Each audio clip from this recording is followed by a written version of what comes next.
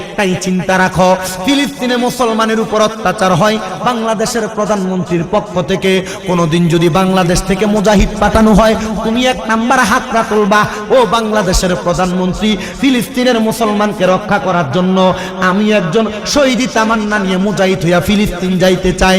আর যদি কখনো বাংলাদেশের জমিনে কোরআনের উপর, হাদিসের উপর, ইসলামের ব্যাপারে কেউ কোনো বাজে মন্তব্য করে, আল্লাহর কসম শহীদি তামান্না অন্তরে নিয়ে তার বিপক্ষে লড়তে আমরা রাজি।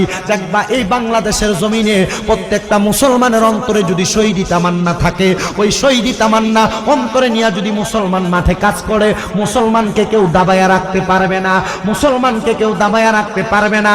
এবার বলেন, বাংলাদেশে যদি কেউ ইসলাম নিয়ে বাজে মন্তব্য করে, তার বিরুদ্ধে শহীদি তামান্না নিয়ে এই মাঠে থাকার জন্য প্রস্তুত আছেন? কারা কারা হাত তুলে দেখাইয়া দেন। আল্লাহ যেন প্রত্যেকটা যুবককে হুসাইনি যুবক শহীদি তামান্না নিয়ে বাঁচার তৌফিক দান করে, জোরে বলেন আমিন। আল্লাহ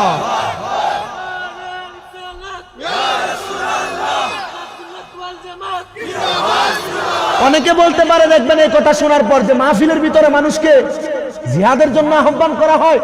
জি না, আমরা বাংলাদেশের প্রধানমন্ত্রী আমাদেরকে একটা সময় যখন আসবে ইসলামের বিপক্ষে মানুষ কাজ করে, তখন ওই উপরের লেভেল থেকে আদেশ করা হবে, মুসলমান প্রস্তুত হও ইসলামকে রক্ষা করার জন্য। কথা বলেন না কেন? কারণ আমরা মুসলমান বীরের জাতি, আমরা মুসলমান ইঁদুরের মতো গর্তে থাকার জাতি নয়। মুসলমানের ইসলাম ধর্মে আঘাত আসবে, মুসলমান মাঠে থাকবে। কথা বলেন ঠিক কিনা? এই জন্য একটা কথা মনে রাখবেন, বাংলাদেশের বিরোধী দল বলেন আর বর্তমান দল বলেন, সবাই তো মুসলমান।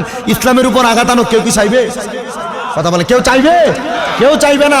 দেখেন নাই, আমি দেখলাম গত 3 দিন আগে বাবরি মসজিদ ভাঙ্গা যে জায়গায় রাম মন্দির করা হয়েছে, হিন্দুত্ববাদীরা সে জায়গার ভিতরে বাবরি মসজিদকে ভাঙ্গা এরা এদের মন্দির তৈরি করছে।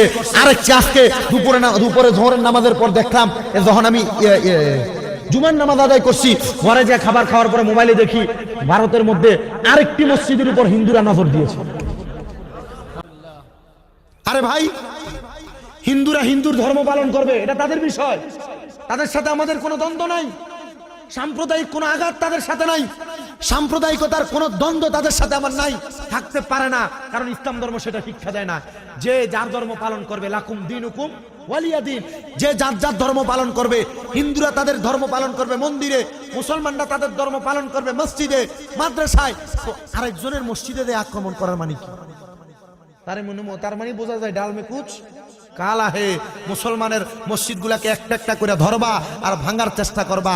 জি না, আমরা মুসলমান, বাংলাদেশে যদি এমন অবস্থা হয়, আমরা মুসলমান কিন্তু একটারও ঠ্যাঙ্গের হাইটকে রাখতাম না, হড়াইলাম। কথা বলেন ঠিক কিনা? কারণ আমরা হুসাইন রাদিয়াল্লাহু তাআলা আনহুর কাছ থেকে শহীদি তামান্না অর্জন করেছি। আমরা হযরত শাহজালাল ইয়ামানি রাদিয়াল্লাহু তাআলা আনহুর কাছ থেকে শহীদি তামান্না অর্জন করেছি। আমরা হযরত নাসিরউদ্দিন সিফা সালার রাহমাতুল্লাহ আলাইহির কাছ থেকে শহীদি তামান্না অর্জন করেছি। আমরা হযরত শাহপরান ইয়ামানি রাহমাতুল্লাহ আলাইহির কাছ থেকে শহীদি তামান্না অর্জন করেছি। আমরা হযরত আহমদ গেসুদারাত কাল্লা শহীদ রাহমাতুল্লাহ আলাইহির কাছ থেকে শহীদি তামান্না অর্জন করেছি। আল্লাহর কসম, বাংলাদেশের ইসলামের উপরে, বাংলাদেশের কোরআনের উপরে, বাংলাদেশের সুন্নি জনতা এবং ইসলামের কোনো বিষয় নিয়ে কোন নজর যদি কোন শকুনের চক্ষু পড়ে, মুসলমান তাদের হাত ভেঙে দিবে, হাত ভেঙে দিবে। হাত তুলে বলেন ঠিক কিনা?